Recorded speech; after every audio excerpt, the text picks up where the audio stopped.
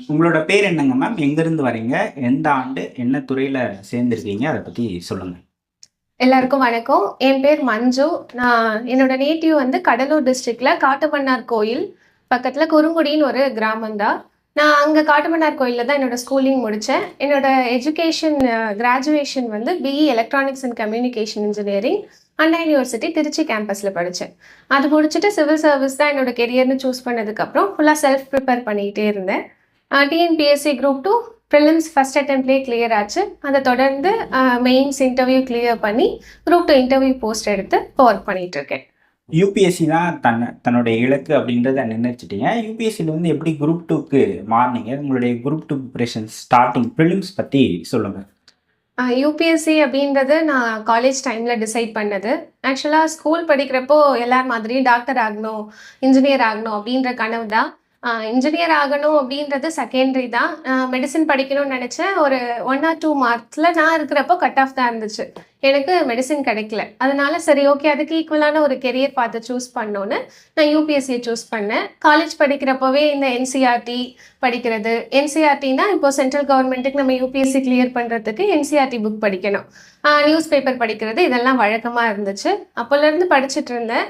அப்புறம் கோவிட்-19 நான் ஒரு 2020 பாஸ்ட் அவுட்டு. இப்போ உங்களுக்கே தெரியும் 20லேருந்து 21 வரைக்கும் ஒரு வருஷம் வீட்டில் தான் இருந்திருப்போம்.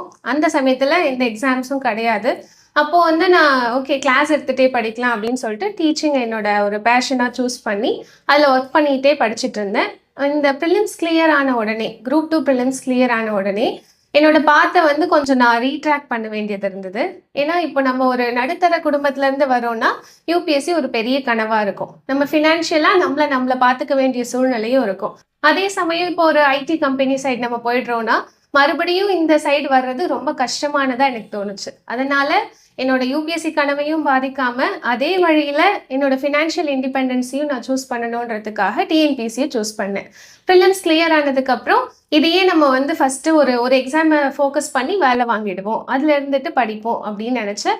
இப்போவும் வந்து நான் நெக்ஸ்ட் அட்டெம்ப்ட்டுக்கு ப்ரிப்பேர் பண்ணிகிட்டு இருக்கேன். ஓகே, இப்போ ப்ரிலிம்ஸ் பற்றி பேசுவோம். ப்ரிலிம்ஸ்க்கு எந்த மாதிரி படிக்கணும் அப்படின்றத முதல்ல பேசலாம். ப்ரிலிம்ஸில் நீங்கள் என்ன மொழியை தேர்ந்தெடுத்தீங்க? தமிழா, ஆங்கிலமா?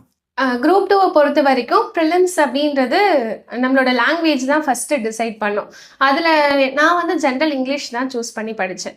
நான் ஜென்ரல் ஸ்கூலுமே வந்து இங்கிலீஷ் மீடியமில் தான் படித்தேன். அதனால் இங்கிலீஷ் எனக்கு சரியாக இருக்கும் அப்படின்னு நான் சூஸ் பண்ணேன். நெக்ஸ்ட்டு என்னோட இங்கிலீஷ் அப்படின்னு நான் சூஸ் பண்ணதுக்கப்புறம் அதில் எனக்கு எந்த ஆசோலேஷனும் இல்லை. நிறைய பேர் ப்ரிலிம்ஸில் பண்ணுற மிஸ்டேக் என்ன அப்படின்னா, தமிழ் சூஸ் பண்ணுறதா இங்கிலீஷ் சூஸ் பண்ணுறதா அப்படின்னு யோசிச்சே நிறைய டைம் வேஸ்ட் பண்ணிடுவீங்க. ரெண்டுமே ஸ்கோரிங் தான். ரெண்டுமே வந்து உங்களால் படிக்க முடிஞ்சால் அதுக்கான சோர்ஸும் அதுக்கான வழியும் அந்த எக்ஸாமோட பார்ட்லேயே இருக்குது. என்ன நீங்கள் சூஸ் பண்ணுறீங்களோ அதை நீங்கள் சரியாக 100% கொடுத்தீங்கன்னா நல்லா ஸ்கோர் பண்ண முடியும். இப்போ இங்கிலீஷ்னு எடுத்துக்கிட்டோம் அப்படின்னா, நீங்கள் படிக்கிறப்ப வந்து ப்ரோஸ் போயமுக்கு நிறைய முக்கியத்துவம் கொடுக்கப்பட்டது. அதாவது ப்ரோஸ் போயம், கிராமர் 3த்துக்குமே ஈக்குவலாக இம்பார்ட்டன்ஸ் வந்து கொடுத்துருந்தாங்க. இப்போ வந்து கிராமருக்கு அதிக முக்கியத்துவம் கொடுத்துட்டாங்க. ப்ரோஸ் போயமுக்கு வந்து 15 கேள்விகள் தான் வருது. இங்கிலீஷ் படிப்பதற்கான சோர்ஸ் என்ன புக்ஸில் நம்ம வந்து படிக்கலாம்? பள்ளி பாட புத்தகங்களே போதுமானதா, இல்லை அவுட் சோர்ஸ் எதுவும் நம்ம பார்க்க வேண்டிய அவசியம் இருக்கா? ஆக்சுவலாக இங்கிலீஷை பொறுத்த வரைக்கும் முன்னாடி இருந்ததை விட இப்போ தான் ஈஸின்னு நான் சொல்லுவேன். என்னை பொறுத்த வரைக்கும் நான் அப்படி தான் பார்க்குறேன்.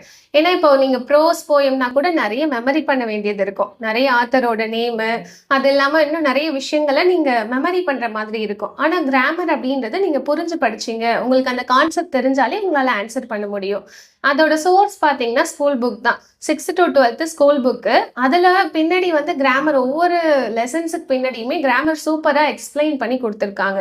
இல்லுஸ்ட்ரேஷன்ஸ் எக்ஸாம்பிள்ஸும் நிறைய இருக்குது. அதிலே நீங்கள் படிச்சுக்கலாம். இல்லை இதையும் தாண்டி எனக்கு ஒரு சோர்ஸ் மெட்டீரியல் வேணும்னா அதுக்காக நிறைய அகாடமிஸ் அவங்க வந்து ஒரு கம்பைல் பண்ணி குரூப் 2க்கு இதுதான் இங்கிலீஷ்க்கான புத்தகம்னு போடுறாங்கல்ல, அதில் ஏதாவது ஒரு பப்ளிகேஷன் நீங்கள் வாங்கிக்கலாம். இதுதான் வாங்கணும் அப்படின்னு நான் சொல்ல மாட்டேன். ஏதாவது ஒரு பப்ளிகேஷன், ஸ்கூல் புக் வந்து மோர் தென் எனஃப். அதை நீங்கள் சரியாக படிச்சிங்க, நல்லா ப்ராக்டிஸ் பண்ணீங்கன்னா அதுவே போதும். இப்போ ப்ரோஸ் போயமாவது நம்ம வந்து மனப்பாடம் பண்ணிடலாம். ஆனால் கிராமரை மனப்பாடம் பண்ண முடியாது, புரிஞ்சுட்டு தான் படிக்க வேண்டியதாக இருக்கும். அப்போ கிராமருக்கு நம்ம வந்து எந்த மாதிரி படிக்கலாம் அப்படின்றத சொல்லுங்கள்.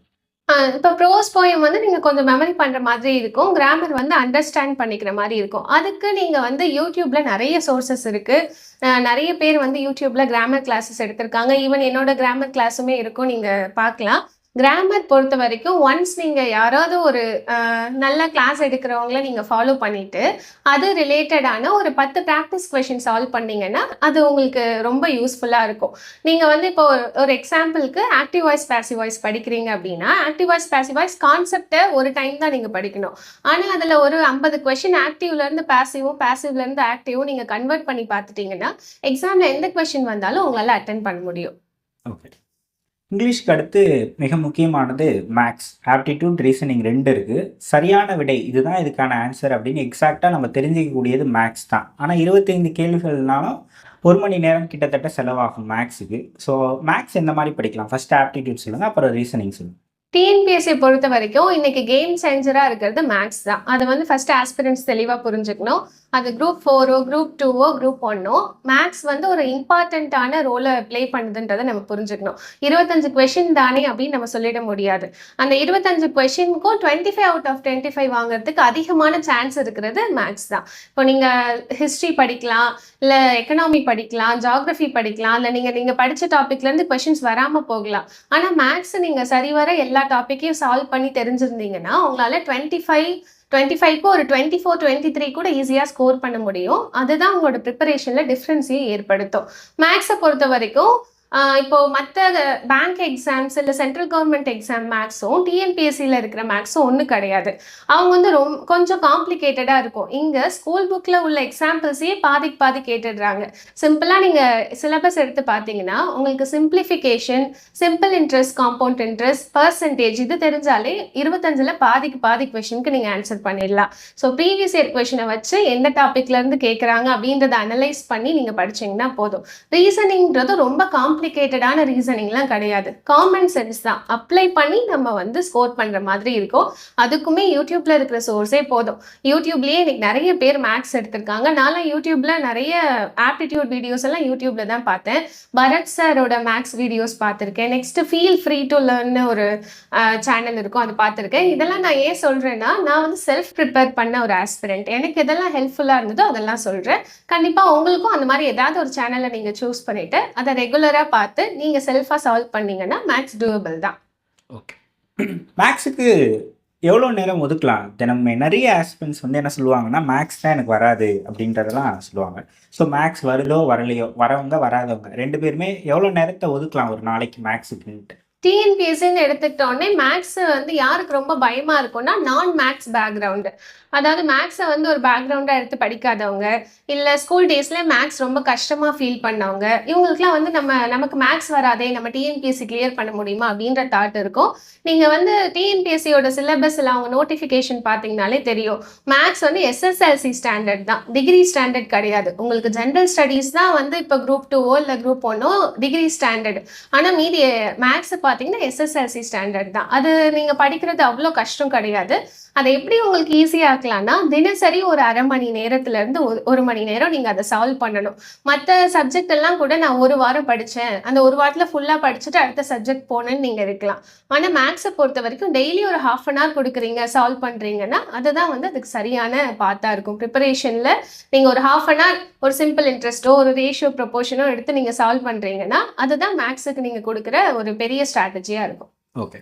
இப்போ 3வது வந்து ஜிஎஸ் பார்ட். அதில் 6 யூனிட்ஸ் இருக்குது இப்போதைக்கு. இப்போ சிம்பிளிஃபை நீங்கள் படிக்கும்போது 9 யூனிட் வரைக்கும் இருந்தது, இப்போ 6 யூனிட்டாக அதை சிம்பிளிஃபை பண்ணியிருக்கிறாங்க.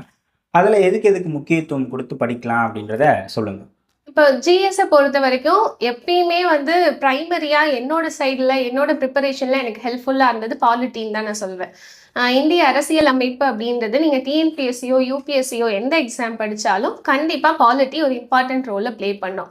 அது இல்லாமல் டிஎன்பிஎஸ்சியில் ஹிஸ்ட்ரின்ற ஒரு வார்த்தையில் நம்ம அதை எப்படி பிரிச்சுக்கிறோன்னா இந்திய தேசிய இயக்கம், இந்தியன் நேஷனல் மூமெண்ட்டுன்னு பிரிச்சுக்கிறோம்.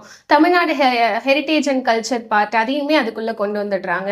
ஏன்ஷியன், மெடிவல், மாடர்ன் இந்த மாதிரி நிறைய வகையில் ஹிஸ்ட்ரியை பிரிச்சுக்கிறோம். ஆனால் ஹிஸ்ட்ரி அப்படின்றது பொதுவாக ஒரு இம்பார்ட்டண்ட்டான ஒரு டாபிக் அப்படின்னு நம்ம சொல்லலாம்.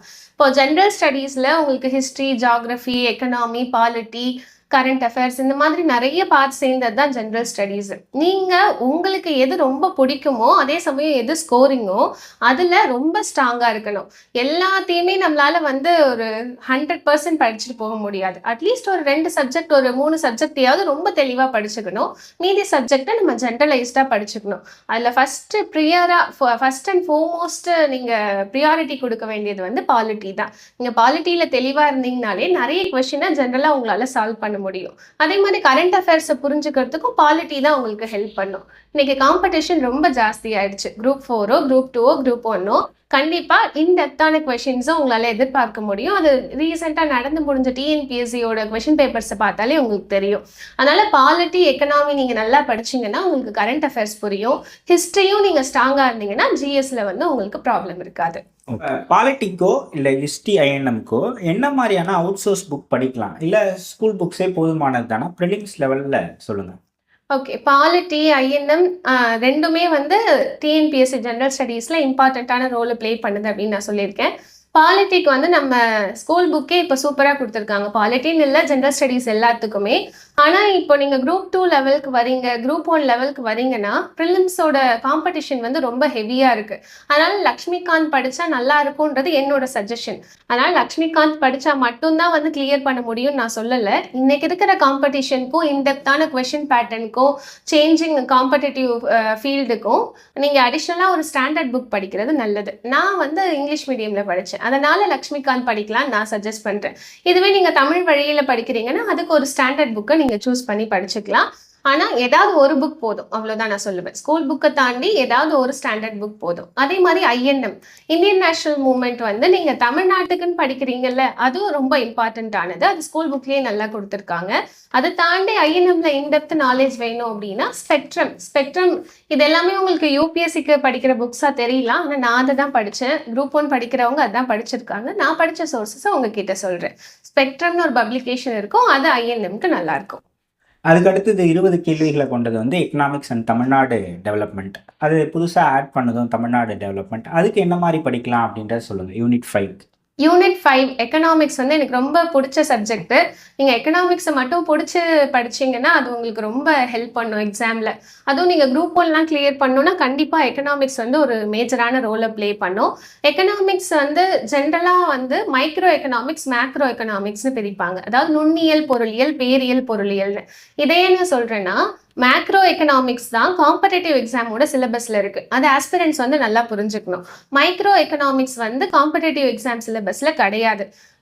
ரொம்ப சிம்பிளாக சொல்லணும்னா நீங்கள் எக்கனாமிக்ஸை தியரியாக மெமரி பண்ணி இல்லை டெரிவேஷனாக டிரைவ் பண்ணி படிக்கிறது வந்து காம்படேட்டிவ் எக்ஸாமுக்கு ஹெல்ப் பண்ணாது. நேஷனல் இன்கம்னா என்ன, தேசிய வருமானம்னா என்ன, பணவீக்கம்னா என்ன, பணவாட்டம்னா என்ன, அதை கம்பேர் பண்ணி கான்டெம்பரரியாக இப்போ எப்படி நம்ம அப்ளை பண்ண முடியும் அந்த மாதிரி நீங்கள் படிக்கணும். அப்போது உங்களுக்கு அது ஸ்கூல் புக்லேயே இருக்கான்னு கேட்டால் இருக்குது. ஆனால் அதை நீங்கள் கரண்ட் அஃபேர்ஸை சேர்த்து படித்தாதான் எக்கனாமிக்ஸ்ன்ற சப்ஜெக்ட் வந்து முழுமையடையும். ஸோ கண்டிப்பாக வந்து நீங்கள் எக்கனாமிக்ஸ் படிக்கிறது school book plus current affairs போதுமானதா இருக்கும்.